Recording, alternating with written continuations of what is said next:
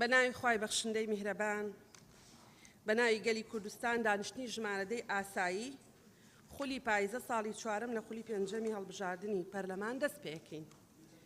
دەرفەتە دێن بە بەڕێز سکرتێری پەرلەمان بۆ خوێندنەوەی بەرنامەی کار کۆنووس ناوی ئامادە نەبووە. بەڕێز سەرۆکی پەرلەمان بەرنامەی کار بەپێی حکمی مادەی 5 بڕگەی یەکەم لە مادەی 16 بڕگەی سەیەم لە مادەی 18 بڕگەکانی یەکەم و دووەم و سەیەم و چوارەم و پێنجەم لە مادەی 20 مادەکانی 47 بڕگەی یەکەم لە مادەی 52 مادەکانی 54 و 55 و 56 و 57 لە پەیڕەوی ناوخۆی پەرلەمانی کوردستان دەستەی سەرۆکایەتی پەرلەمان بریاریدا بەرنامەی کاری دانیشتنی ژمارەدەی ئاسایی خولی پاییزەی ساڵی چوارەم لە خولی پێنجەمی هەڵبژاردننی پەرلەمان لە کاتژمێر 11 پێشمەڕۆ ڕۆژی پێنجشەممە ڕێکەوتی 6 دەی 2020 بەم شێوەیە بێت. یەکەم خوێندنەوەی دووەم بۆ پێشنیازی یاسای بەردەوامبوونی خولی پێنجەمی پەرلەمانی کوردستان بەپێی حکمی بڕگەی دووەمی لە مادەی 84 و مادەکانی 87 لە پەیڕەوی ناوخۆی پەرلەمانی کوردستان دووەم بەردەوامبوون لەسەر خوێندنەوەی دووەم بۆ پرۆژە یاسای پەروەردە و فێرکاری لە هەرێمی کوردستان بەپێی حکمی مادەکان 87 لە پەیڕەوی ناوخۆی پەرلەمانی کوردستان.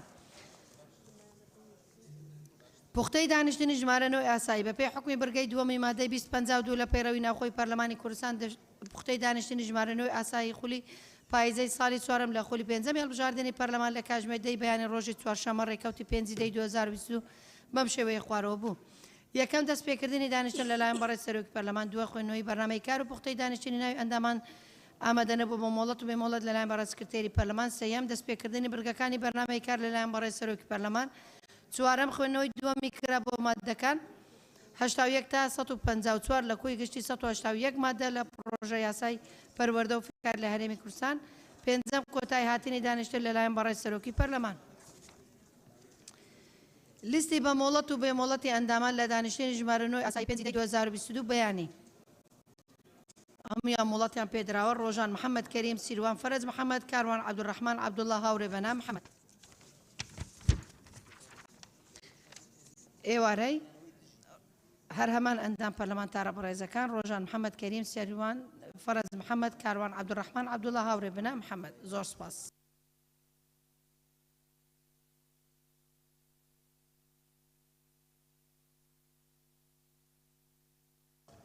بەڵێ بەڕێزان زۆر سوپاس. دەست بە جێبەجێکردنی بڕگەی یەکەمی بەرنامەی کارەکەی خاڵی پێڕێوەکان هەمووی بنووسە. لیژنەی قانونی وەرنە ئێرە بێ زەحمەت فەرموون لیژنەی قانونی.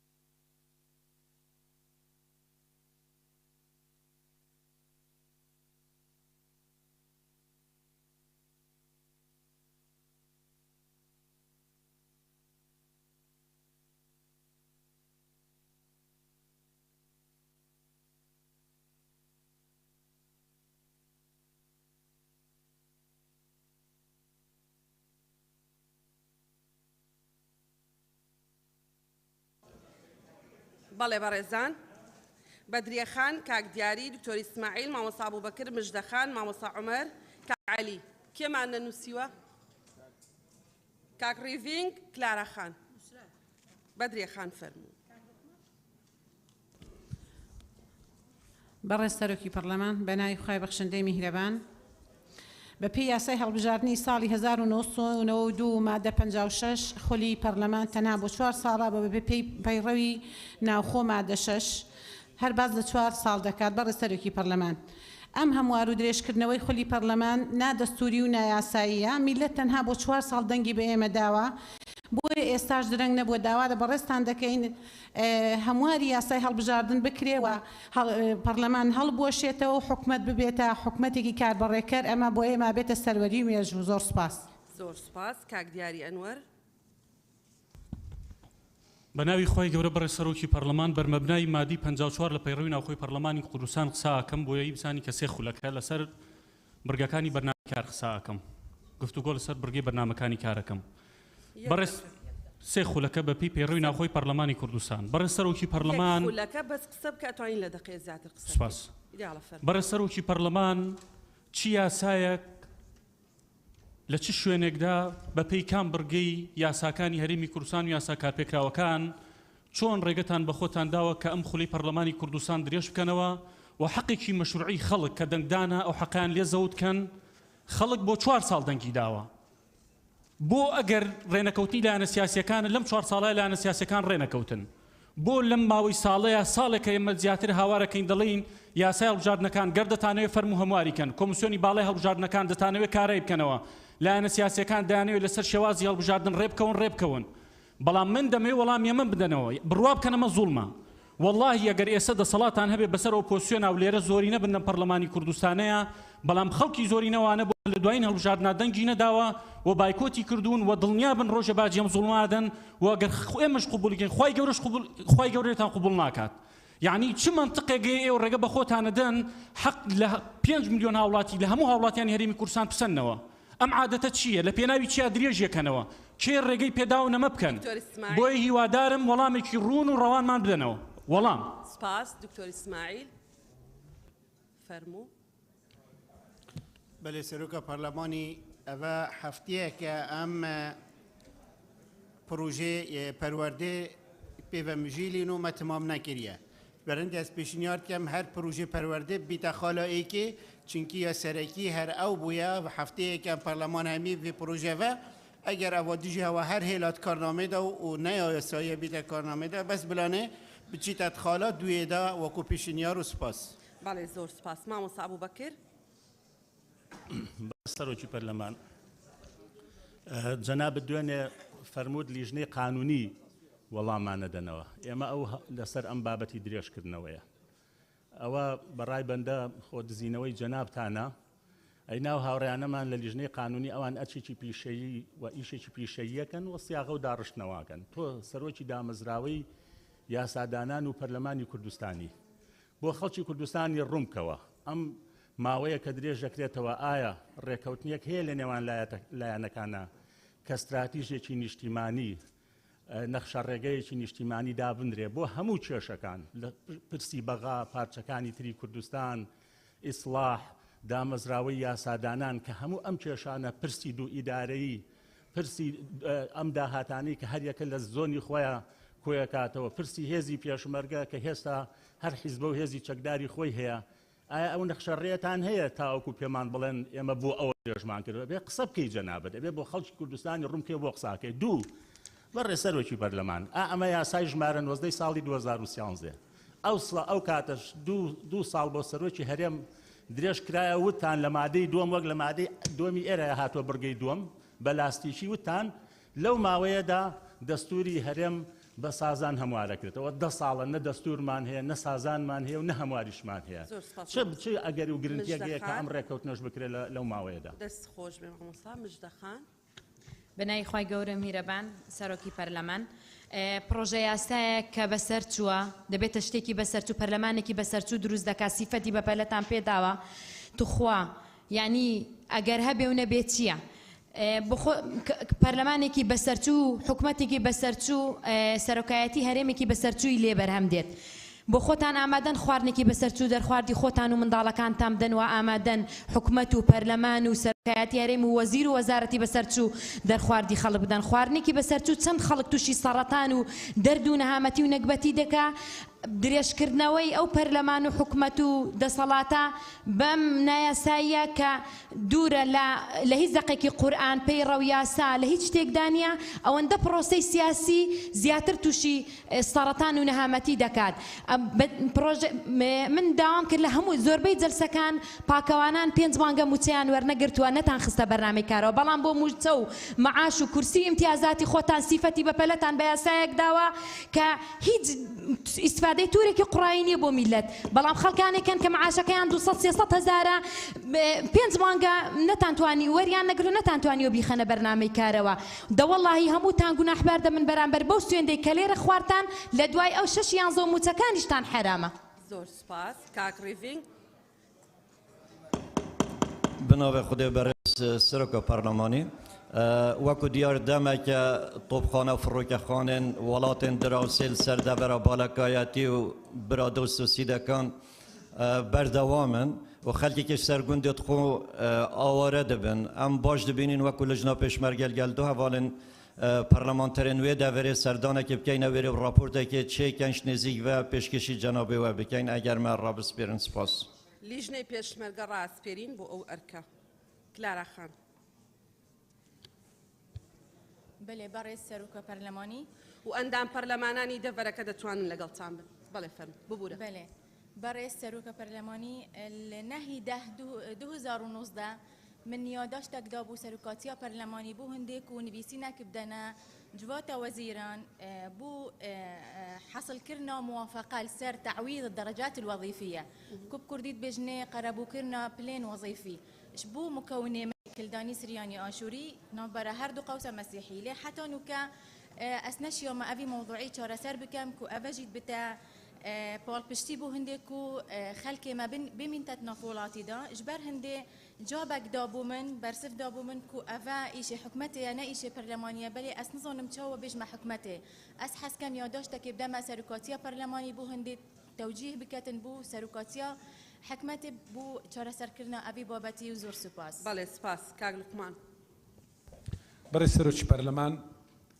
وەکو برای بەڕێزم کاک ڕیڤینگ باسی کرد دۆخی ناوچە سنووریەکان بە دیاریکراوی ناوچەی باڵەکایەتی و برادۆست لە دۆخێکی ناساییدانا وەرزی چنینەوەی بەروبوومی جوتیارانە ترس و دڵەڕاوچەی زۆر لە نێوان هاوڵاتیان بڵاو بۆتەوە هاوڵاتیان لەسەر و ماڵی خۆیان و لە داهاتەکانیان دڵنیانین بۆیە پشتیوانی لەو ڕائیەکەم کە لیژنێکی پەرلەمانی سەردانی ئەم ناوچێ بکە بۆ ئەوەی راپۆرتێک لەسەر دۆخی ئەم ناوچێ ئامادە بکە بۆ ئەوەی حکوومەت ڕێکاری پێویست بگرێتەوە بەڵێ زۆر سپاس کاک عەلی حەمەد ساڵح بەڕێز سەرۆکی پەرلەمان ئێمە لە جەناب دەپرسین نەک لیژنەی یاسایی ئەم پێڕەوە دەسەڵاتی ئێوەی دیاری کردووە بەپێ ئەم پێڕەوە بۆتان نییە ئەم پەرلەمانە بووی نییە پێڕەوی ناوخۆ پێشێل بکە وە تەمەنی پەرلەمان درێژکاتەوە جوابمان بەرەوە بە چ مادەیەکی قانونی تەمەنی پەرلەمان درێژەکرێتەوە تەنانەت لە ڕووی لۆژیکیشەوە ئەگەر قانون نەبێ نە شەڕی داعش هەیە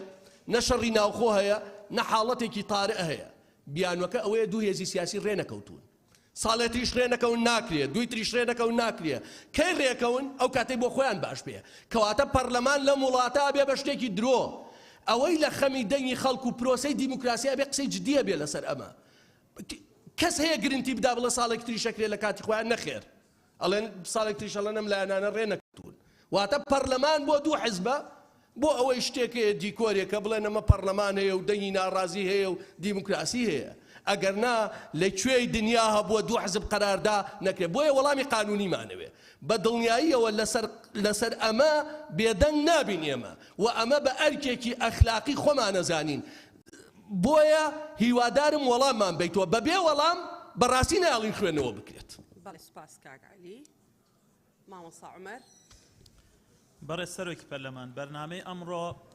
خواستی حکوومەت و لایەنەکانی دەسەڵاتە حکوومەت و پێگەێنەرەکانی حکوومەت کە تەمەنی پەرلەمان درێژ بکرێتەوە ئێمە بەواژۆی 20 ئەندام پەرلەمان پێشنیازە یاسایەکمان پێشکەش کردوون بۆ بەرکارکردنی یاسای ژمارە 9 ساڵی 2014 خانشینی یەکگرتووی عێراق بەپێی ئەو پێشنیازە یاسای ئێمە پێشکەشمان کردوون ژیانی 220,000 کولەمەرگی خانشینانە گۆڕێ ئەو زوڵم و ستەمەی خانشینانی پۆلیس هێزەکانی ئاسایشی ناوخۆ لەسەریانە لە کاتی خانشینا کۆتایی پێت ئەو ناعەدالەتیە گەورەی لە خانشینا هەیە لە وڵاتە کۆتایی پێت ئایا ئەو یاسایی ئێمە پێشکەشمان کردوون بەرژەوەندی پۆلیس ئاسایش خانشینی مامۆسا فەرمانبەری 220,000 بەدیێنێ وەکو یاساکەی دەسەڵات و حکوومەت سیفەتی بەپەلەی پێدەن ئەی خەنە بەرنامەی کارەوە ئەگەر ئەی خەنە بەرنامەی کارەوە ئەگەر درێژکردنەوەی پەرلەمان بۆ باشکردنی ژیانی خەڵکە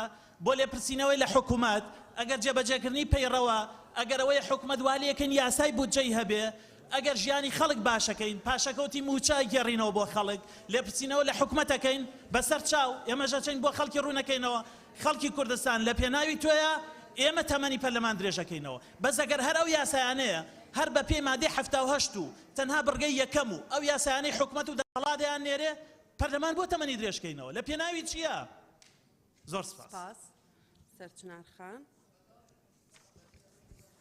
بەڕێز سەرۆکی پەرلەمان، من پرسیارەکانی خۆمەکەم وەکو خاڵی پەیڕەوی، بەڵام دڵنیام کە بڕیارتان یاوە جوابی کەس نێنەوە لەبەرەوەی جوابێکی یاسایی و قانونی و دەستوری و پەیڕەویتان پێ نییە.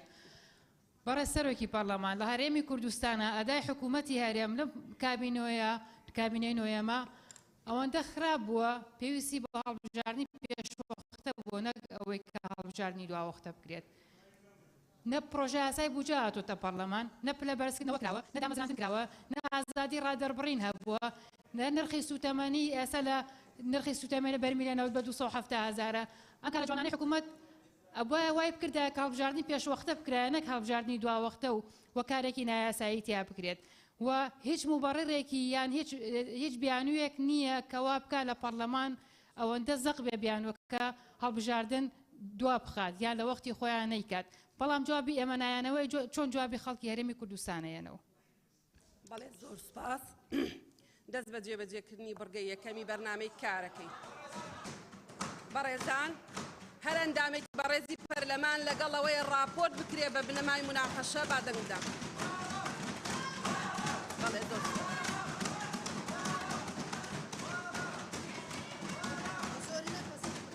بە زۆری نەپەسەند کرا.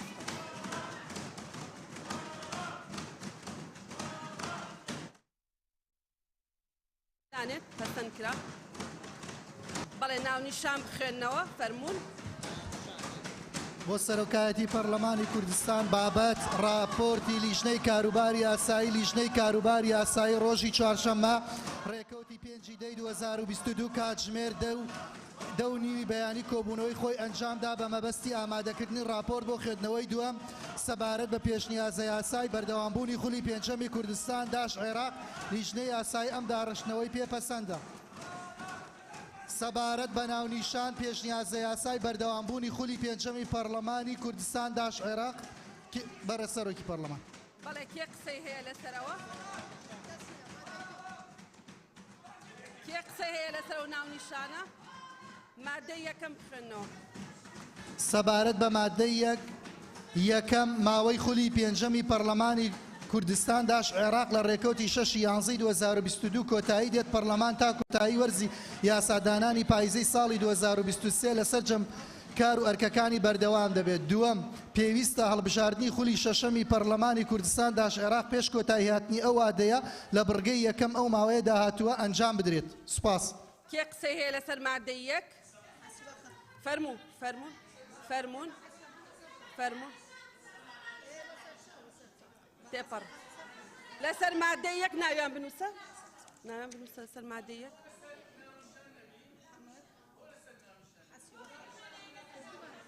کەس دەستی بەرز نەکردەوە. بەڵێ بەڵێ مادەی یەک.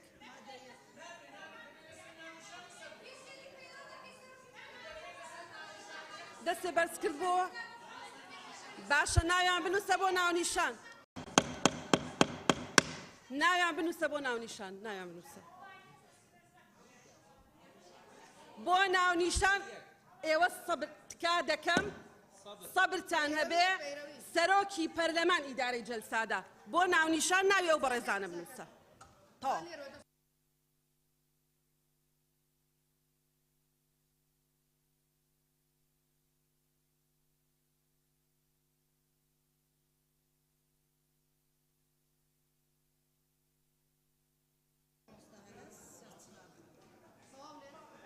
بەڵێ شیرین خان شیرین ئەمین فەرموو.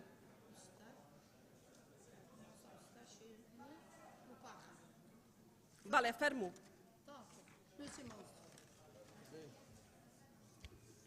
بەڕێز سەرۆکی پەرلەمان، سەبارەت بە پێشنیازە یاسای بەردەوامبوونی خولی پێنجەم ئاماژە بە بەرنامەی کار لە بڕگەی یەکەم داهاتووە و ئاماژە بە مادەی 48 پەیڕەوی ناوخۆی پەرلەمانی کوردستان بڕگەی دووهەم کە دەڵێت تاوکو بڕگەیەک لە بەرنامەی کار تەواو نەبێت ناتوانرێت بڕگەیەکی تر بخرێتە بەرنامەی کارەوە. ئەمە دیسانەوە نازانم بەڕێستان دکتۆراتان هەیە لە یاسایە، بەڕێستان سەرۆکی پەرلەمانن و ئەمە دووهەمین خولە، یعنی ئەگەر بە بەرنامەی ئیش و کاری خۆتانە بچنەوە 1000 جار لە بری جارێک ئەم پەیڕەوەتان شکاندووە. بۆ ئێمەمانان گەر یەک جار بمانەوە قسەیەکی حەق بگەێنین بۆ ئێمەمانان گەر پەیامێکە گەێنین بە دەستور بە یاسا بە پەیڕە و بەڵام هەزار جار ئەم مایکەتان لە ئێمە کوژاندۆتەوە هەزار جار لە پرۆتۆکۆل و لە ڕاگەاندنەوە پەیامەکانی ئێمەتان بڕیوە دەپرسم چۆن ئەم پێشێلکاریە دەکەن ئەمە پەیامی بەڕێستانە وەکو سەرۆکی پەرلەمان ئێستا و لە ڕابردووشە باشە ئێستا چۆن وەکو سەرۆکی پەرلەمان کە درێژکردنەوەی ئەم پەرلەمانە هەمووی لە ئەستۆی بەڕێستانە بەڵام ئێستا چۆن هەموو ئەو پێشێلکاریە لە یاسا و لە پەیڕە و دەکەن و حەق بە خۆتان ئەیەن وەکو قانونیەک وەکو سەرۆکی پەرلەمان تەمەنی پەرلەمان درێژەکەنەوە و پەیڕە و دەشکێنن بە ئاشکرا و پێشێلکاری یاسایی دەکەن ئەمە لە پێناوی چیدا دەکەن ئەم هەموو ئوباڵە لە پێناوی چیدا دەخەنە سەرشانتان تەمەنا دەکەم یاداشتەکانت تۆمار کەیتەوە بۆ ئەوەی دوای ئەوەی ئەم خولەی پەرلەمان کۆتایی هات هیچ نەبێت تۆزێک ویژدانت ئەو کات هەست بەوە بکات کە تۆ چۆن بووی ڕۆڵت چی بووە ئەدا چی بووە و ئەوە دۆخ و ژیان و گوزەرانی خەڵکیشان لە مقابلە سپاس شیرین خان سپاس دەستخۆش بەڵێ پێشنیارە یاسای بەردەوامی خولی پێنجەمی پەرلەمانی کوردستان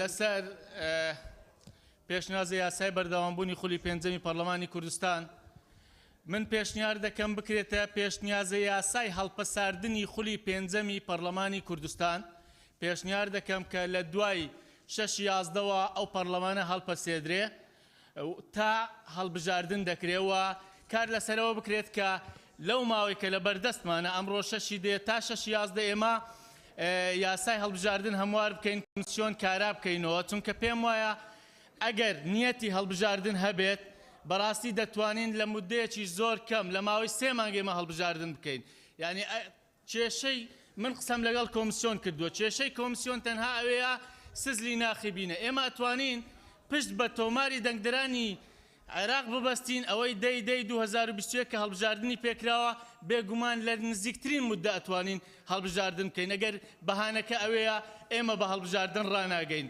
و ینی من 3 ڕۆژە پرسیارەکەم لەسەرەوەی ئایا بۆچی ینی مادێکی قانونی هەیە کە پەرلەمانی پێدرێژ بکرێتەوە بەڕاستی هیچ وەڵامێکم دەست نەکەوت بە قوترین وەڵامی ئێوە ئەوە بۆ دەڵێن وەڵا عورفە لە بەرەوەی 4 خولی پەرلەمان درێژ کراوەتەوە ئەوەش درێژە کرد و باشە عورفە کە لە مەیدانی حیوانان دەستی پێکرد بیت و درێژ کراوە بێتەوە چ عورفێکە ئێمە پەیڕەویەکەین یعنی ئەمە بەڕاستی هەم پێشترش قسەمان لەسەر کردووە ینی ناقانونی عیبێکی زۆر گەورەی بۆ پەرلەمان بۆیە تکایە پێشنیارەکەی من قبولکەن با پەرلەمان هەڵپەسێرین بۆ ئەوەی فشارێکیش بێ لەلایەنەکەن ینی من دەمەوێت ئەوە بڵێم ئێمە لە 3/11/2021 دەستمان بە گفتوگۆ کرد هەموو سڕێکی فراکسیۆنەکان 8 کۆبوونەوەمان کردن نەگەیشتینە ئەنجام لە ماوەی 1 ساڵ طبعا نیەت نەبوو نەگەینە ئەنجام بەهانە ئەدۆزراوە بۆ تاخیرکردن بۆیە تکایە ڕێگامان دەچێت شتەکە گرنگە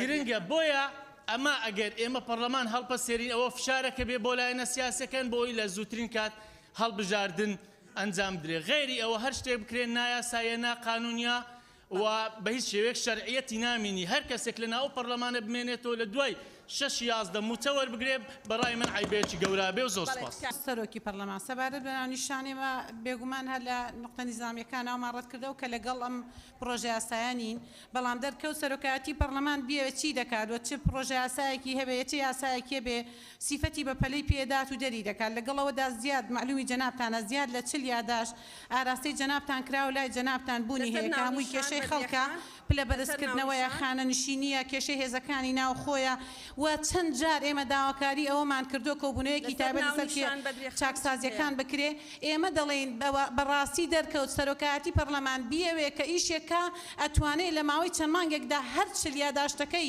داواکاری خەڵکی هەرێمی کوردستان جێبەجێ بکە حکومەت بانگێشی پەرلەمان بکە و داواکاری خەڵکی کوردستان جێبەجێ بکە بەداخەوە سەرۆکایەتی پەرلەمان لەم بوارە کەم تەرخەمە بەرپرسیارەتی زۆری لە ئەستۆیە کە زیاد لە 40 یادا جگە لەو پرۆژە یاسا گرنگانەی کە داواکاری خەڵکە لە ئەستۆی جەنابتانە زۆر سپاس بەڵێ زۆر سپاس دوای 6/11 ئێمە پێکەوە دەمێنینەوە مەجاالێکی تیابێڵن بەڵێ مامۆستا عەبدولستار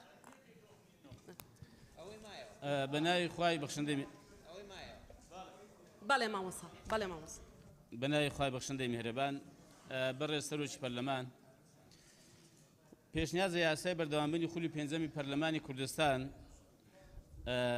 وڵای من درێژکردنەوەی تەمەنی پەرلەمان یعنی کە بەردەوام بێ هیچ پاساوێکی و پاڵپشتێکی دەستوری یاسایی نابینم ئەمە پێنجەم خولی پەرلەمانە ئێمە وەکو عورفێکی خراپ بەڕاستی تەمەنی درێژ دەکەینەوە یا بەردەوام دەبێت لە ئەرکەکانی خۆی ئەوە گرێبەستێکی نێوان ئێمە و خەڵکە گوێ ڕاوی کە پاڵپشتی یاسایی و دەستوری نییە گرێبەستێکی نێوان خەڵکە بۆ 4 ساڵ ئەم خەڵکی هەڵبژاردووە ئایا ئەم لە جنابتان دەپرسم لە یەکەیەکی پەرلەمانتارەکان ئێمە قسەی خەڵکمان پێیە کە ئێمە تەمەنی خۆمان درێژکەینەوە لە جاتی خەڵک ئایا خەڵک ئێستا لەم پەرلەمانە ڕازیە ئایا خەڵک لە یەکەیەک ئێمە ئارازیە بۆیە بەڕاستیە من داوا لە بەرزتان دەکەم وەک هەڵوێستێکی مێژوویی و بۆ ڕێگریکردن لەم عورفە خراپە کە جارێککە فێر نەبین ئێمە تەمەنی خۆمان بە خۆمان درێژکەینەوە لەگەڵ ئەوەم بەڕاستی ئەم ناونیشانە هە بگۆرە پێشنیازە یاسای هەڵپەساندنی خولی پێنجەمی پەرلەمان و هەتا ئەو کاتێک کە لایەنە سیاسیەکان ڕێک دەکەون لە سیاسی هەڵبژاردن تەنها بۆ ئەو کە بێتەوە کە یاسای هەڵبژاردنی پەرلەمانی کوردستان پەسەند بکاو و هەڵبژاردن بکرێ بەڕاستی دەن ئەوی دیکە ئەمن حەقەتەن بە شتێکی خراپی دەزانم نە یاسا دەرکەین نە بە دوواداچوو بکەین وە لەگەڵ ئەوەشم بەڕاستی پارەکانیش ببڕن بۆی خەڵک نەدەکا کە ئەوانە دانیشتون و پارە وەردەگرن بە بڕیارێک پارەی هەمان ببڕن بەس بەڕاستی هەڵی پەسێرن بە نەبێتە عورفێکی دیکەی خراپ بەردەوام بێت ئێمە نەتوان یەک هەڵبژار لە کاتی خۆیدا بکەین سپاس ڕووپاخان بەڕێز سەرۆکی پەرلەمان من لە خاڵی پەیڕەویش دەستم بەرز کردنا و نووسرا نازانم بۆ ناوتان نەخوێندەوە لە ناو نیشانی بەردەوامی خولی پێنجەمی پەرلەمانی کوردستان بە پێی مادە 51 لە یاسای هەڵبژاردننی پەرلەمانی کوردستان بە پێی مادە 6 پەیڕەوی ناوخۆی پەرلەمانی کوردستان پەرلەمان بۆ 4 ساڵە وەکو بەڕێزانیش باسییان کرد باشە چ قانونێک چ مادەیەکی قانونی ڕێ بەوە دەدا کە دەستەی سەرۆکایەتی پەرلەمان خۆی واژوو لەسەر ئەو پێشنیازە بکە بۆی تەمەنی خۆی درێژکاتەوە ئێوە یاسا بەوە تێدەکەن وەکو کاڵایەک بە باڵای خۆتان بیدورن و پێشنیار دەکەم پێشنیاز ناونیشانەکە بکرێتە هەڵپەساردنی خولی پێنجەمی پەرلەمانی کوردستان زۆر سپاس مژدەخان بنای خی گەورە میرەبان بەڕێز سەرۆکی پەرلەمان لەسەر پێشنیازتای بەردەوامبوونی خولی پێنجەمی پەرلەمانی کوردستان پێشنیاز دەکەم بکرێتە پێشنیازە یاسای هەڵپەساردنی چکە ئەوە ئەرکێکە کە هەڵبرسپێرێ بەرامبەر بە دەنگی خەڵک ئەوە ئەرکە لەبەرەوەی ئەو پەرلەمانە نەیتوانیوە لەگەڵ خەڵک ڕازگۆ بێ هەر پێچەوان بەردەوامبوونەکەی دەبێتە پێچەوانەی ئەو سوێندێک کە لە 6 خواردومانە بەرامبەر بە مافی خەڵک پێچەوانەی دەستور و یاسا و هەموو ئەو عورفە قانونیانەیە بەڕێز سەرۆکی پەرلەمان هەر بە پێی ئەو مادە پەیڕەویەی کە ئەم پێشنیازە یاسایی بۆ پێشکەش کراوە هەر بە پێی ئەو پەیڕەوەی کە دەسەڵاتان بە خۆتان داوە پەلە بکەن لەم یاسایە هەر بە پێی ئەو پەیڕەوەی کە بە زوویش یاساکەتان هێنایە ناو هۆڵی پەرلەمان هەر لەو پەیڕەوە هەیە تەمەنی پەرلەمان 4 ساڵە بۆیە تکایە پێشنیارەکەم ئەم یاسایە ڕەتکەنەوە مەیخەنە بەرنامەی کارەوە گفتوگۆی لەسەر نەکرێ ئەمە بەرژەوەندی خەڵکی کوردستان نییە بەرژەوەندی میلەتەکەمان نییە بەرژەوەندی پاراستنی بنەما دەستوری و دەوڵەتی و یاساییەکان نییە دواخستنی هەڵبژاردن نەریتێکی زۆر زۆر خراپی مەترسیدارە هەموو دۆستانی هەرێمی کوردستان پێمانەڵێن هەڵەیەکی استراتیجیەکەن هەرێمەکەمان ڕۆژ بە ڕۆژ لە سای حکومەتداری لەم جۆرە دەوڵەتداری لەم جۆرە سیاسەتی لەم جۆرە پەرلەمانی لەم جۆرە لاوازە بێ ئێمە بە پابەندیمان بە بنەما دەستوریەکانەوە بە عورفە پەرلەمانیەکانەوە بە بنەما دیموکراسیەکانەوە هەرێمی کوردستان بەهێزە بێ بۆیە پێشنیازەکەم ئەم پێشنیازە یاسایە ڕەت بکرێتەوە بەرژەوەندی خەڵکی کوردستان لەمایە بەرژەوەندی پەرلەمان لەوایە بەرژەوەندی ئەگەر بمانەوێ حکوومەتێکمان هەبێ و حکوومەتێکی بەهێز بێ پەرلەمان لە 6 تەمەنی یاسایی کۆتاییەت حکوومەت ببێتە کاربەڕێکەر ئەم ماوەی لە بەردەستمانایە ئەم 25 ڕۆژە بەسە بۆ ئەوەی یاسای هەڵبژاردن هەموارکەینەوە کۆمیسیۆن کارا بکەینەوە بە یاسایەکەوە بچینە دەرەوە خۆمان بخێنەوە بەردەست خەڵکی کوردستان بڵێن خەڵکی کوردستان فەرمونون ئەمە مافی ئێوەیە ئێمە کۆتایی هات تەمەنی یاساییمان کۆتایی هات بۆیە ئەگەر ناتوانین کێشەی خەڵک ئەو یەک پەرەگرافم ماوە لە مانگی 3 بەڕێز سەرۆکی پەرلەمان زۆر سپاس مامۆستا عومەر حەسیبە خان لەسەر مادەی یەک بۆ مادەی یەکەم من پێشنیار ئەەکەم ماوەی خولی پێنجەمی پەرلەمانی کوردستان تا کۆتایی وەرزی یاسادانانی پایزەی ساڵی 2023 لە سەرجەم ئەرک و کارەکانی بەردەوام دەبێت و دوام دێرێکی بۆ زیاد بکرێت لەو ماوەی کە لە بڕگەی یەکەمی ئەم مادەیەدا هاتووە پێویستە هەڵبژارنی خولی شەشەمی پەرلەمانی کوردستانی عێراق پێش کۆتاییهێنانی ئەو وادەی لە بڕگەی یەکەمی ئەم مادەیە هاتووە ئەنجام بدرێت و سپاس بەڵێ زۆر سپاس کاگەرشەت بەڕێز سەرۆکی پەرلەمان پێم باشە مادەی یەکەم بەو شێوەیە لێ بکرێتن بڕگەی یەکەم خولی پێنجەمی پەرلەمانی کوردستانی عێراق تا کۆتایی وەرزی یاسادانانی پاییزەی ساڵی 2023 لە سەرجەم کار و ئەرکەکانی بەردەوام بێت دووەم ئەو ماوەی بڕگەی دووەم ئەو ماوەیە کە لە بڕگەی یەکەمی ئەم مادەیە هاتووە پێویستە ڕێکسازی یاسایی و کارگێڕی و هونەریەکان ئەنجامدانی هەڵبژاردنێکی پاک و بێگەرد تەواو بکرێت و هەڵبژاردن ئەنجام بدرێت زۆر سپاس بەڵێ سپاس کاک بەختیار زۆر سپاس بەڕێز سەرۆکی پەرلەمان قەسەکەم کرا لە تاییدی قەسەکانی حەسیبە خان و کاگەرشە دەکەم زۆر سپاس بەڵێ زۆر سپاس کاک لوقمان بەڵێ فەرمو کاک لوقمان نەدنووسی بەڵێ جوان خان فەرموو. بەڕێز سەرۆکی پەرلەمان پشتگیری حەسیبەخان و کاک ئەرشەد و کاک بەختیار دەکەم. سپاس. بەڵێ سپاس. کاک سیپان ڕۆشتووە. ئاشناخان. بەڵێ بەڕێز سەرۆکی پەرلەمان ڕاستەکەی هاوڕێیان زۆر باسیەوەیان کرد کە ئەم درێژکردنەوەی پەرلەمان قانونی نییە، دەستوری نییە و لە هیچ بەڕگە و مادەیەکی دەستور و قانونە کاربێکراوەکان لە هەرێمی کوردستانە ئاماژە بە درێژکردنەوەی ماوەی پەرلەمانی کوردستان نەکراوە. لەسەر مادەی یەک من پێشنیارەکەم پەرلەمانی کوردستان ئەرکوکارەکانی هەڵپەسێرێت لە 6/11 و لەو ماوەیە بە تەنها کۆبوونەوە بکات لەسەر کاراکردنەوەی کۆمسیۆنی باڵای سەربەخۆی هەڵبژاردنەکان و هەروەها قانونی ئینتیخابات، قانونی هەڵبژاردن هەموار بکرێتەوە و لایەنەکان کۆک بن لەسەری و لەو ماوەیە کارەکانی هەڵپەسێرێ. زۆر سپاس. بەڵێ زۆر سپاس مامۆستا. کاک شوان. بەڕێز سەرۆکی پەرلەمان پاڵپشتی قسەکانی کاک ئەرشەد دەکەم. کاک محەممەد. بەڕێز سەرۆکی پەرلەمان پاڵپشتی قسەکانی کاک ئەرشەد دەکەم و گرینگە لە دووەم تاکید لەوەی بکرێتەوە کە ئامادەکاریەکانی هونەری و یاسایی و کارژێریەکان بکرێت. سوپاسان دەکەین. بەڵێ زۆر سپاس. مادەی دوایەوەمان بۆ بخوێنەوە. بەڵێ فەرموو قسە بکە. فەرموو. سەرۆکی پەرلەمان سەبارەت بە مادەی یەکەم منیش پێشنیازی ئەوە کەم و پشتیوانی لە قسەکانی ئاشناخان دەکەم کە ئەم تەمەنەی پەرلەمان کە ئەگەر درێژە کرێتەوە هەڵبپەسەردرێت تا ئەو کاتەی کە هەم با بڵین یاسای هەڵبژاردن و کۆمسیۆن کارە ئەکرێتەوە و هیچ ئیش و کارێکی ئەم پەرلەمانە نەڕات. بەڵێ سپاس شیرین خان. مادەی دوو. بەڕێز سەرۆکی پەرلەمان مادەی دوو کار بە دەقی هیچ یاسا و بڕیارێک ناکرێت لەگەڵ حکومەکانی ئەم یاسایەدا ناکۆک بێت. سوپاس. بەڕێزانکی قسەی هەیە؟ دوای ئەومان بۆ بخوێنەوە. مادەی سێ ئەم یاسایە لە ڕۆژی پەسەندکردنی لەلایەن پەرلەمانەوە جێبەجێ دەکرێت و لە ڕۆژنامەی فەرمی وەقایعی کوردستان بڵاو دەکرێتەوە. بەڕێزانکی قسەی هەیە لەسەر ئەو مادەیە بەڕێزان لە ڕۆژی بەڵێ دەرچواندنیەوە. بەڵێ کێتر کێ قسەی هەیە لەسەر مادەی سێ هۆیەکانی دەرچوانمان بۆ بخوێنەوە. هۆیەکانی دەرچواندن بە پێی یاسای هەڵبژاردننی پەرلەمانی کوردستان داژێراق ژمارەیەکی ساڵی 1992 هەموارکرا و ڕۆژی 6/11/2022 کۆتایی هاتنی ماوەی خولی پێنجەمی پەرلەمانی کوردستان داش عێراقا بەمبەستی ڕێگریکردن لە دروستبوونی بۆشایی یاسایی و دەستوری و پاراستنی یەکڕیزی نیشتیمانی و ئامادەکاری بۆ هەڵبژاردننی خولی شەشەمی پەرلەمانی کوردستان ئەم یاسایە دەرکرا. بەڵێ بەڕێزان کێ قسەی هەیە؟ دکتۆر زانا، کاک زیاد، حەسەخان، گوڵستان خان، کاک لوقمان، کاک مەلاوەیسی، کاک چیا ئەو بەڕێزانەی لەسەر هۆیەکانی دەرچواندن قسانەیە فەرموون دەست بەرزکەنەوە.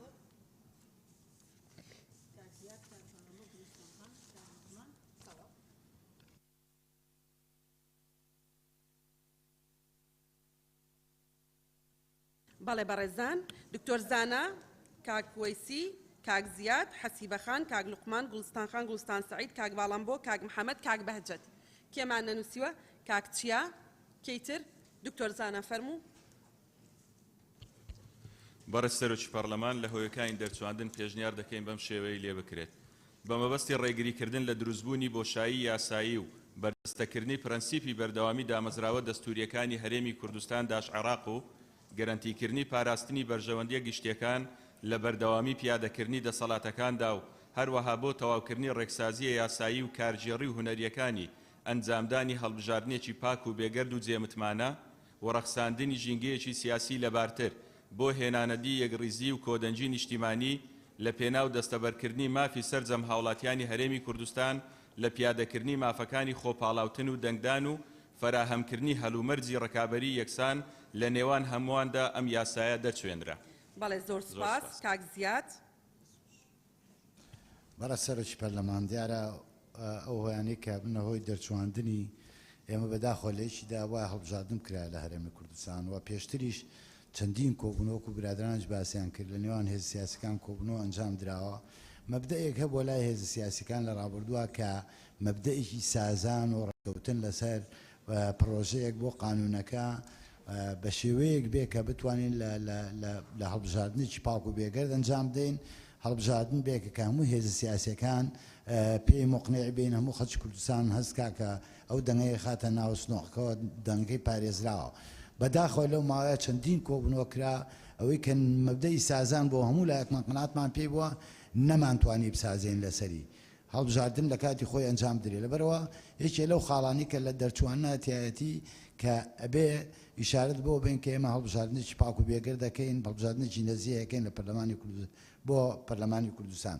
دوو ئێمە هەموو وەزانین ئێستا بۆشایەکی یاسایی بۆ هەموو دامەزراوەکانی هەرێمی کوردستان نەک پەرلەمان بۆ حکوومەت بۆ سەرۆکایەتی هەرێم هەموو دامەزراوەکانی هەرێمی کوردستان و ئەکەونە بۆشایی یاساییەوە گەرێمە ئێمە ئەم تەمدیدە نەکەین لەبەرەوە بارودۆخی عێراق و ناوچەکەش ئێستا هەموو وەزانین چۆنە ڕەنگاوەنی کە بارگرانی بۆ هەرێمی کوردستان دروست بێ لەبەرەوە پشتیوانی قسەکانی کاکزانەکەم بۆ هۆکارەکانی دەرچواندن.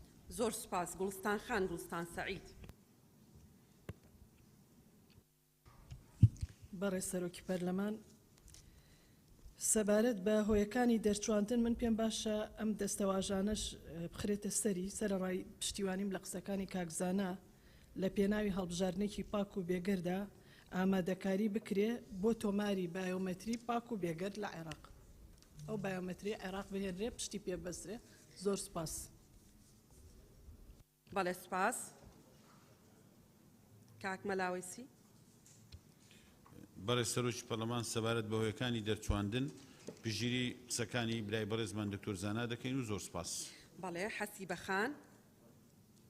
بەڕێز سەرۆکی پەرلەمان قسەکانی من لەلایەن سەرۆکی فراکسیۆن کران و پشتیوانیەکەم و سوپاس. کاک باڵام بۆ. بەڕێز سەرۆکی پەرلەمان هۆیەکانی دەرچواندن پشتگیری کاک زیاد دەکەم قسەکانی من لەلایەنەوە کرا. سپاس. کاک بەهجەت. برای سروکی پارلمان آخفنت مهات که رشلای کاغذانای و تایید آخفنت وید کم زور سپاس. کاک محمد سعددین. برای سروش پارلمان هر منش تاییدی ئەوەی دەکەم کە لای کاکزانە خوێنرایەوە و پاڵپشتی قسەکانی کاک زیاد و گورستان خان دەکەم.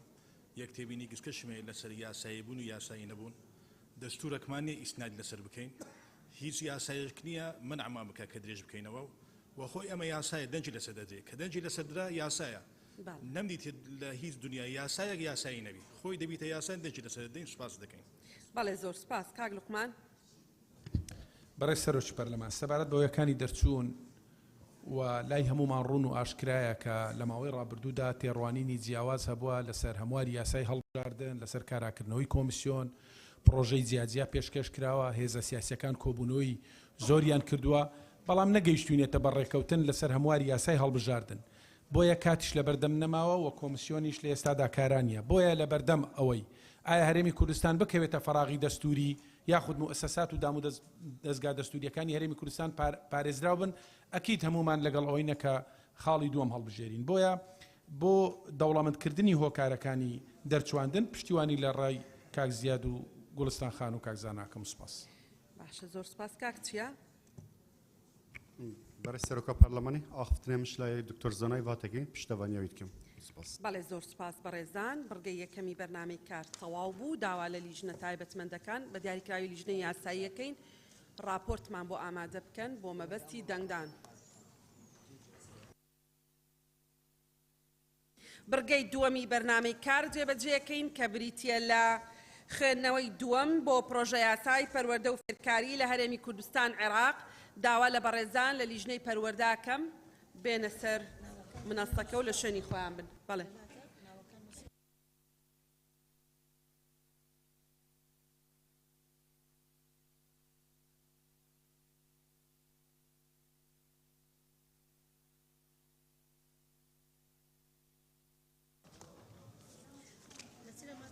مادەی 156 بخێننەوە لەبەرەوەی ئەو بەڕێزانەی لەسەر مادەی 155 ناویان نووسیبوو کەسیان لێرە نین. بەڕێز سەرۆکی پەرلەمان دەواازەی چوارەم ئەرک و پێکهاتەی وەزارەتی پەروەردە بەشی یەکەم ئەرکەکانی وەزارەت مادەی 156 وەزارەت لە ڕێگەی ئەم ڕێکارانەی خوارەوە هەوڵی گەیشتن بە ئامانجە گشتی و هاوبەشەکانی پرۆسەی پەروەردە و فێرکردن دەدات. یەکەم جێبەجێکردن و بەدواداچوون بۆ ئەو ئەرکانەی لەم یاسایە داهاتوون. دووهەم چەسپاندنی بنەمای فێرکردنی گشتی بەرمەبنای دابینکردنی هەلی پەروەردەی و فێرکاری گونجاو.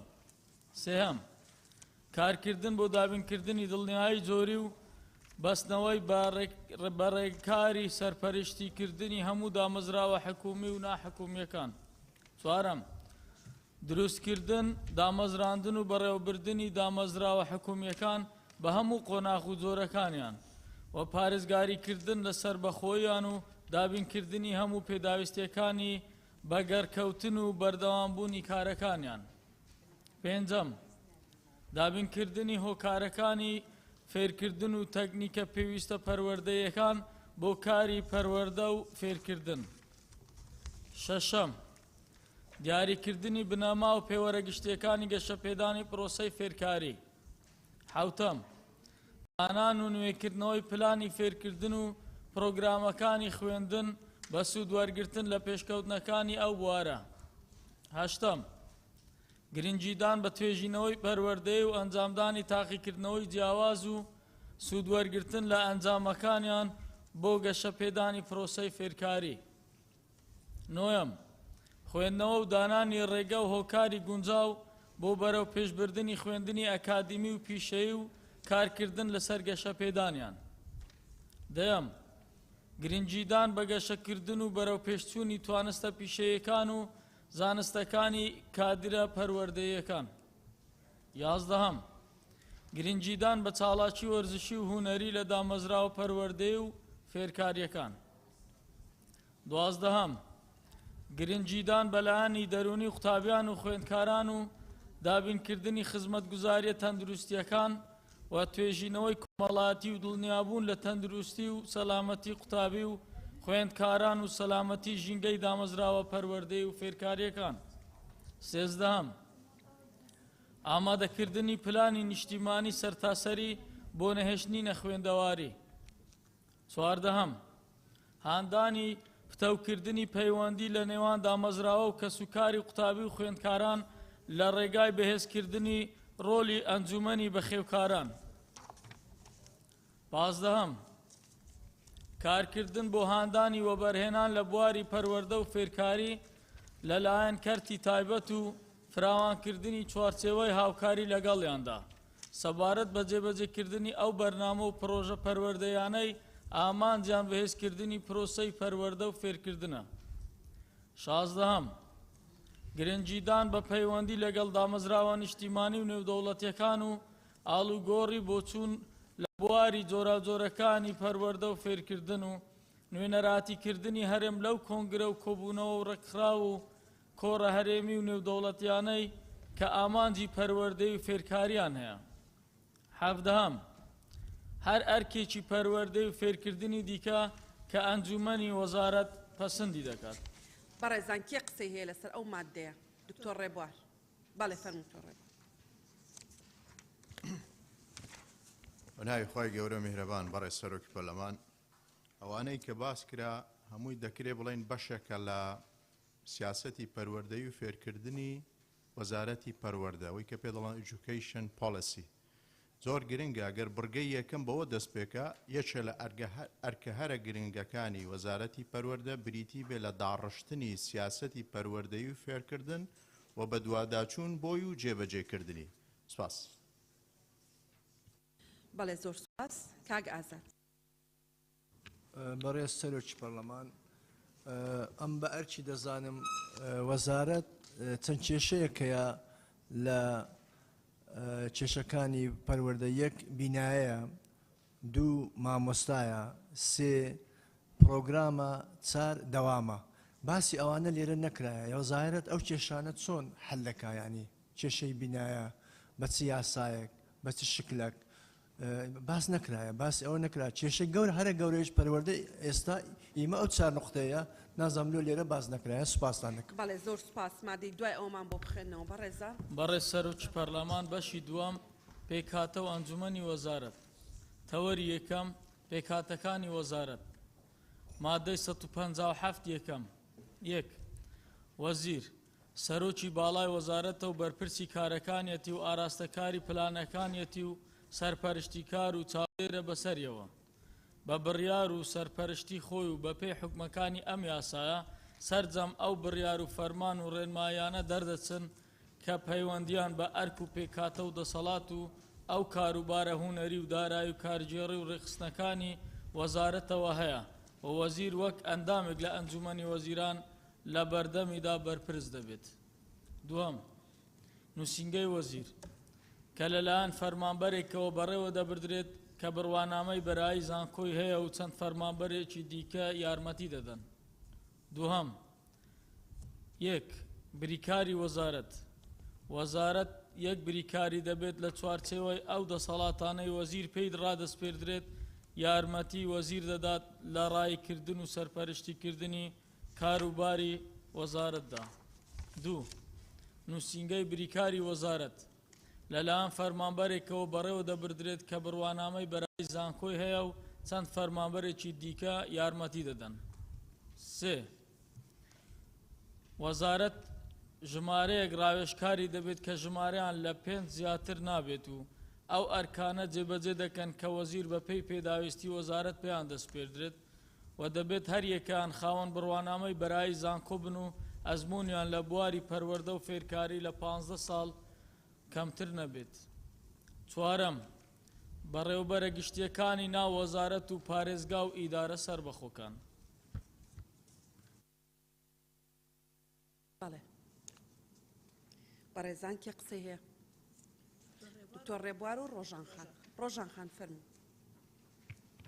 بەڕێ سەرۆکە پەرلەمانی مادە 157 بەرگە یەکەم خۆلۆ دوێ هەروەسا بەرگە دووەم خۆلۆ دوێ چەند فەرمانبەرێکی دەیناتین بۆ یارمەتی دانام نووسینگەی بریکاری وەزارەت هەروەسا نووسینگەی وەزیر ئەف فەرمانبەرە بین تهدیدکردنێ مەسەڵەن ڕێژاوانە کێمتر زیاتر نەبنش 50 زیاتر نەبنش 70 کێمتر نەبنش 30 زیاتر نەبنش 30 عددێک بۆ پێ دەینانێ. سپاس. بەڵێ سپاس. دکتۆر ڕێبوار. وەڕێز سەرۆکی پەرلەمان سەبارەت بە ڕاوێژکار من دوو پرسیارم هەیە حەزەکەم ئاڕاستی جەنابی وەزیری پەروەردە بکەم. ئایا دەست بڵێن دیاریکردنی 5 ڕاوێژکار لەسەر چ بنەمایەک بووە؟ بۆچی 5 ڕاوێژکار؟ و ئایا لە حاڵی حازردا وەزارەتی پەروەردە چەند ڕاوێژکاری هەیە دوای ئەوەی کە ئەم یاسایە دەربچێت تەناقض ناکە لەگەڵ بوونی ژمارەی ڕاوێژکارەکان بەڕێز وەزیری پەروەردە کە لە وەزارەتی پەروەردە هەیە؟ و ئایا وەزارەتەکانی دیکە هەرچەند ئەوە پەیوەستە بە حکوومەتی هەرێم بەڵام ڕێژەیەک دیاریکراوە با بڵێن لە ئەنجومەنی وەزیران ڕێگەیان پێدرابێ بە وەزارەتەکان کە ئەم ڕێژێ دەست 5 بێ یان چەند کەسێک وەکو ڕاوێژکار تەعینیەکان سپاسان. بەڵێ زۆر سپاس. مادەی دوای ئەومان بۆ بخوێننەوە. دووسێ مادە خوێنینەوە بەڕێز وەزیری پەروەردە دواتر. بەڵێ. بەڕێز سەرۆکی پەرلەمان مادەی 158 ئەم بەڕێوەبەراتیە گشتیانەی خوارەوە لە وەزارەت دەبن. یەکەم بەڕێوەبەرایەتی گشتی دیوان، دووەم بەڕێوەبەرایەتی گشتی باخچەی منداڵان و فێرکردنی بنەڕەتی، سێەم بەڕێوەبەرایەتی گشتی فێرکردنی ئامادەی و پیشەیی، بەڕێوەبەرایەتی گشتی پەیمانگاکان، پێنجەم بەڕێوەبەرایەتی گشتی دڵنیایی جۆری و سەرپەرشتیکردن، شەشەم بەڕێوەبەرایەتی گشتی تاقیکردنەوەکان و ساڵنامەی خوێندن، هەفتەم بەڕێوەبەرایەتی گشتی پرۆگرامەکانی خوێندن، هەشتەم بەڕێوەبەرایەتی گشتی پلاندانانی پەروەردەیی، نۆیەم بەڕێوەبەرایەتی گشتی فێرکردنی تورکمانی، دێیەم بەڕێوەبەرایەتی گشتی فێرکردنی سریانی، یازدە بەڕێوەبەرایەتی گشتی وەرزش و هونەر، دوازدە بەڕێوەبەرایەتی گشتی بیناسازی، سێزدە بەڕێوەبەرایەتی گشتی فێرکردنی ناحکومی. دووەم لە گشت پارێزگا و ئیدارە سەربەخۆکانی هەرێم بەڕێوەبەرایەتی گشتی پەروەردە دەبێت. سێەم هەر یەک لەو بەڕێوەبەرایەتە گشتیانەی لە برگەکانی یەکەم و دووەمی ئەم مادەیەدا هاتوون لەلایەن فەرمانبەرێکەوە بە پلەی بەڕێوەبەری گشتی بەڕێوە دەبردرێن کە دەبێت بڕوانامەی بەرایی زانکۆی هەبێت و ئەزمون و خزمەتیشی لە بواری پەروەردە و فێرکردن یاخود بواری ئەکادمی لە 10 ساڵ کەمتر نەبێت. چوارەم یەکەم ئەرک و دەسەڵاتی پێکاتەکانی وەزارەت بە پەیڕەوێک ڕێکدەخرێت کە ئەنجومەنی وەزیران دەری دەکات. دووەم ئەنجومەنی وەزیران دەتوانێت لە کاتی پێویستدا بەڕێوەبەرایەتیە گشتیەکانی هاتوو لە بڕگەی یەکەمی ئەم مادەیەدا لەسەر پێشنیاری وەزارەت لێک بدات یان تێکەڵیان بکاتەوە. سپاس. زۆر سپاس. کێ قسەی هەیە لەسەر ئەو مادەیە؟ بەڵێ. بەڵێ گوڵستان خان گوڵستان سەعید.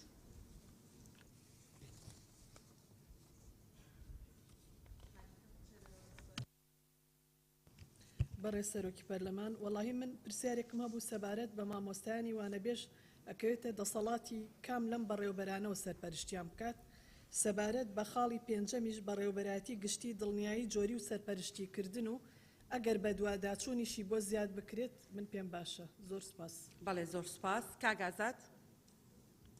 بەڕێز سەرۆکی پەرلەمان بەڕێوەبەرایەتی گشتی فێرکردنی تورکمانی و سریانی گرنگیەکی زۆر مهمی هەیە لە هەرێمی کوردستان چونکە بەڕاستی لە هەرێمی کوردستان ئەمە دوو دائیرەمانەیە وەک دائیرە بەڕێوەبەرایەتی گشتی ڕۆشنبیری تورکمانی و بەڕێوەبەرایەتی گشتی فێرکردنی تورکمانی بەڵام لەناو ئەو یاسایەدا باسی هەیکەلیەی هەموو بەڕێوەبەرا گشتیەکان دەکا تەنها باسی بەڕێوەبەرا گشتی فێرکردنی تورکمانی و تەماشاکەن لەبەرەوەی ئەمە بەڕاستی ئەو کاگازات لەناو ئەم یاسایە باسی هەیکەلیەت ناکرێ بە پەیڕە و هەیکەلیەت تهدید دەکرێت ئەوەی دوای ئەوجە بەڕاستە بەڕێوەبەرایەتی گشتی فێرکردنی تورکمانی و سریانی هەیکەلیەمان نییە ئەمە دەمانێت گرنگ پێ بدرێت چکە بەڕاستی لۆمە زۆر گرنگە لە هەرێمی کوردستانیش زۆر گرنگە. زۆر سپاس کاگازات. کاک محەممەد سعدەدین.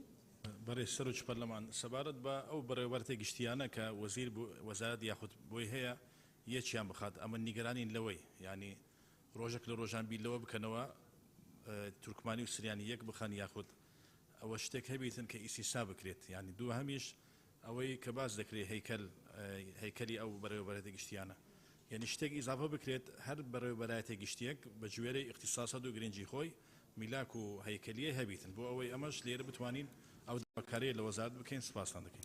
بەڵێ زۆر سپاس مادەی دوایەوەمان بۆ بخێنەوە بەڕێزان مادەی 158 مادەی 159 یەکەم وەزیر مافی هێنانە ئارا و لێکدان و هەڵوەشانەوە و گواستنەوەی بەڕێوەبەراتی و بەش و هۆبەی هەیە دوای ڕاستاندنی لەلایەن وەزارەتی دارایی و ئابوووریەوە.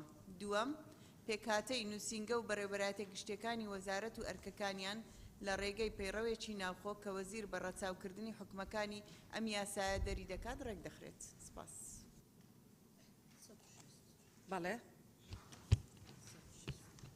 بەڕێز سەرۆکی پەرلەمان تەوەری دووەم ئەنجومەنی وەزارەت مادەی 160 یەکەم ئەنجومەنی بەڕێزان وەڵا پێش ئەوە هەستەکەم ئێمە وشەیەکمان زیادە لە مادەی 159 پێکاتەی نووسینگە و بەڕێوەبەرایەتیەکان بەڕێوەبەرایەتە گشتیەکان بە پەیڕە و ڕێک دەخرێ.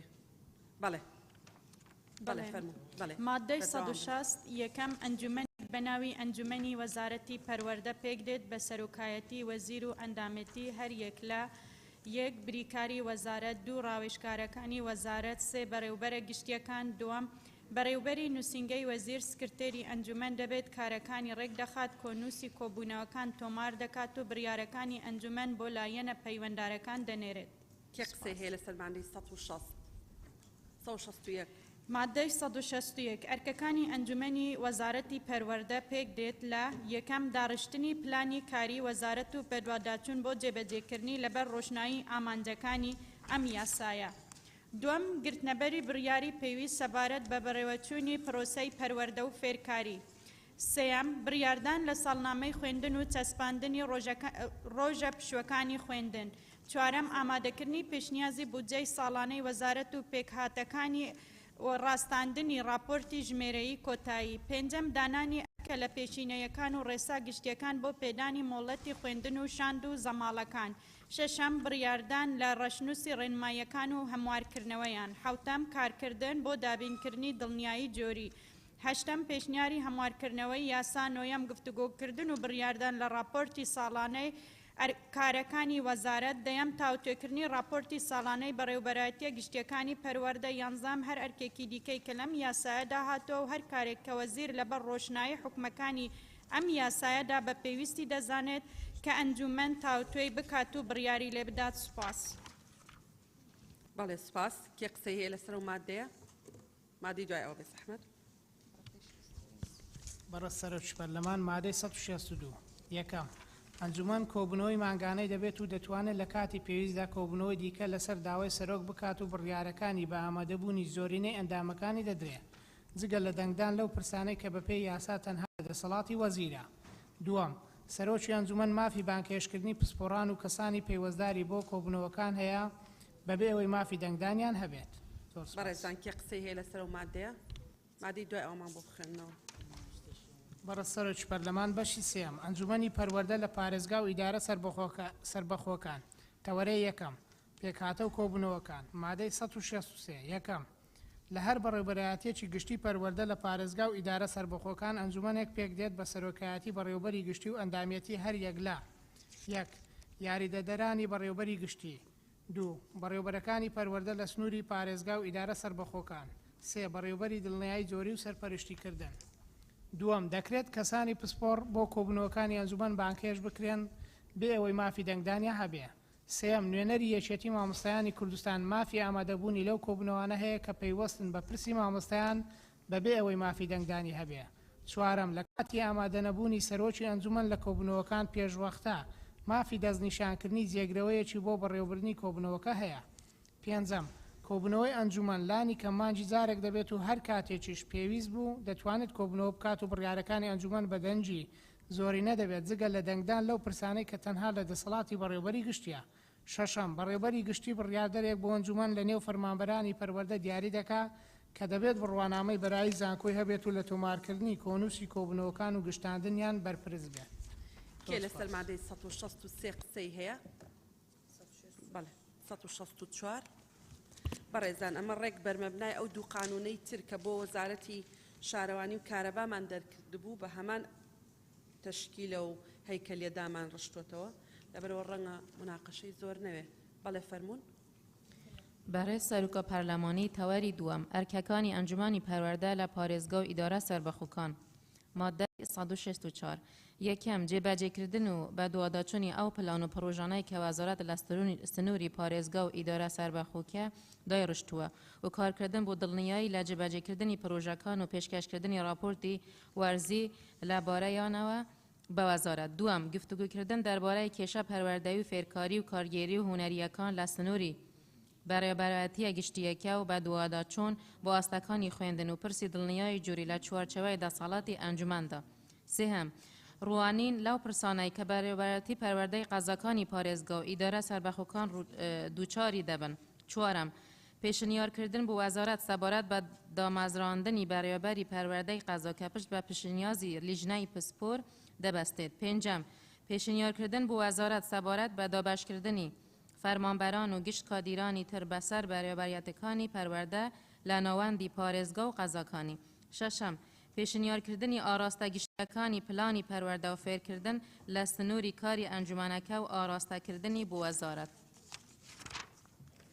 ئەوتام هێشتامایە بەرێ سەرگۆ پێشنیارکردنی دابەشکردنی بودجە بەسەر بەڕێوەبەرەتەکانی ناوەندی پارێزگا و ئیدارەی سەربەخۆک قەزاکان و پێداچوونەوە بەسەر راپۆرتی ژمێرەی کوتایی هەشتم بەرزکردنەوەی پێشنیاز بۆ وەزارەت سەبارەت بەو پرسانەی کە دەتوانن ببنە هۆی باشترکردنی بەڕێوەچوونی کاروبارەکانی پەروەردە و فێرکردن بە شێوەیەکی گشتی نوێم پێشنیازکردنەوەی قوتابخانەی نوێی حکومی یاخود داخستنیان بە گوێرەی پێداویستیەکانی بەرژەوەندی گشتی دەیەم هەر ئەرکێکی دیکە کە لەلایەن وەزارەتەوە دەخرێتە ئەستوی ئەنجومەنی پەروەردەی پارێزگا سپاس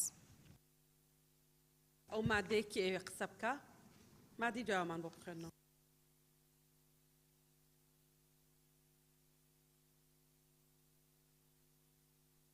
فەرمون بە ڕێزانێکی کتاب خوێندنەوە برای سەرۆکە پەرلەمانی بەشی چوارەم ئەنجومەنی پەروەردە لە قەزاکان تەوەری یەکەم پێکهاتە و کوبوونەوەکان مادەی 165 یەکەم دەبێت لە هەر قەزایەک بەڕێوەبەریەتێکی پەروەردە هەبێت دووەم لە بەڕێوەبەرایەتیەکانی پەروەردەی قەزاکان ئەنجومەنێک بە ناوی ئەنجومەنی پەروەردەی قەزا پێک دەهێنرێت بە سەرۆکایەتی بەڕێوەبەری پەروەردەی قەزا و ئەندامیەتی هەر یەک لە سەرپەرشتیاری پەروەردەی یەکەم سەرپەرشتیاری پەروەردەی یەکەمی قەزا دووەم بەڕێوەبەری کارگێری دڵنیایی جۆری و سەرپەرشتیکردن سێهەم نوێنەری یەکێتی مامۆستایانی کوردستان مافی ئامادەبوونی لەو کوبوونەوانە هەیە کە پەیوەستن بە پرسی مامۆستایان بێ ئەوەی مافی دەنگدانی هەبێت چوارەم بەڕێوەبەر بڕیاردەرێک بۆ ئەنجومەن لە نێو فەرمانبەرانی پەروەردە دیاری دەکات کە دەبێت بڕوانامەی بەرایی زانکۆ هەبێت و بەرپرس دەبێت لە تۆمارکردنی کۆنووسی کوبوونەوەکان و گشتاندنیان پێنجەم کوبوونەوەی ئەنجومەن لانیکە مانگی جارێکە و هەر کاتێش پێویست بۆ دەتوانێت کوبوونەوە بکات و بڕیارەکانی ئەنجومەن بە دەنگی زۆری نەدەبێت جگە لە دەنگدان لەو پرسانەی کە تەنها لە دەسەڵاتی بەڕێوەبەرە. شەشەم، دەکرێت خەڵکانی بسپۆر بۆ کۆبوونەوەکانی ئەنجومان بانک هێش بکرێن لە کاتی پێویست بێ ئەوەی مافی دەنگدانیان هەبێت. سپاس. بەڵێ کێ قسەی هەیە لەسەر ئەو مادەیە؟ کاک عوسمان سێدەری فەرموون. بەڕێز سەرۆکی پەرلەمان دیارە مادەی 165 بەرگەی یەکەم دەبێت لە هەر قەزایەک بەڕێوەبەرایەتێکی پەروەردە هەبێت. بۆ ئەمە بەسەم پێشنیار دەکەم ئیستثنایەک بکرێت بە پێی ڕێژەی دانیشتوان یاخود بە پێی ڕێژەی قوتابخانەکان لەبەرەوەی قەزامان هەیە ینی بۆ نمونە قەزای ماوەت ینی زۆر کەمە ڕێژەکەی وانوە لەوان لەم بابەتانش زۆر لەوانەیە قەزای تریشمان هەبێت بە هەمان شێوە بۆیە من پێشنیار دەکەم ئەمە ڕێک بخرێتەوانێ بە لە بەرچاوکردنی ڕێژەی دانیشتوانی ناوچەکە. زۆر سپاس. بەڵێ زۆر سپاس. مادەی 166 بەڕێز سەرۆکی پەرلەمان تەوەری دووەم ئەرکەکانی ئەنجومەنی پەروەردە لە قەزا. مادەی 166 یەکەم، جێبەجێکردن و بە دوواداچوونی ئەو پلان و پرۆژانەی کە وەزارەت لە سنووری قەزا دایڕشتووە و کارکردن بۆ دڵنیایی لە جێبەجێکردنیان و پێشکەشکردنی راپۆرتی وەرزی لەبارەیانەوە بە ئەنجومەنی پەروەردەی. دووەم، گفتوگۆکردن لەسەر کێشەی پەروەردەی و فێرکردن و کارگێڕی و هونەریەکان لە سنووری قەزاکە و بە دوواداچوون بۆ ئاستەکانی خوێندن و پرسی دڵنیایی جۆری. سێهەم، پێشنیازکردن بۆ وەزارەت سەبارەت بە دامەزراندنی بەڕێوەبەری دامەزراوەی پەروەردەی و فێرکردن و گشت کادرانی دیکەی دامەزراوە حکوومیەکان لە قەزاکان و پشتبەست بە پێشنیازی لیژنەی پسپۆر. بەڵێ بەڕێزان چارەم، بەرزکردنەوەی پێشنیاز بۆ ئەنجومەنی پەروەردەی پارێزگا سەبارەت بە ئاراستە گشتیەکانی پلانی پەروەردە و فێرکردن لە قەزا و ئەو پرسانەی کە دەتوانن ببنە هۆی باشکردنی بەڕێوەچوونی پرۆسەی پەروەردە و فێرکردن بە شێوەیەکی گشتی. پێنجەم، بەرزکردنەوەی پێشنیاز بۆ ئەنجومەنی پەروەردەی پارێزگا سەبارەت بە دامەزراندنی قوتابخانەی حکومی نوێ یاخود داخستنیان بە گوێرەی پێداویستیەکانی بەرژەوەندی گشتی. شەشەم، هەر ئەرکێکی دیکە کە لەلایەن ئەنجومەنی پەروەردەی پارێزگا یان ئیدارەی سربەخۆ بە ئەنجومەنی پەروەردەی قەزا دەستپێردرێت. کاکچیا؟ بەڵێ. بەڕێز سەرۆکە پەرلەمانی لەوێرە تنێ بەحسێ پارێزگا هاتیەکردن من پێ باشە ئیدارە سەربەخۆکان جل لێ بێتە زێدەکردن و چونکی پشتیوان مادە ئیدارەی سەربەخۆ جل هاتینە زێدەکردن و زۆر سپاس. بەڵێ زۆر سپاس. بەڕێز وەزیری پەروەردە. زۆر سپاس جەنابی سەرۆکی پەرلەمان بەیانیتان باش.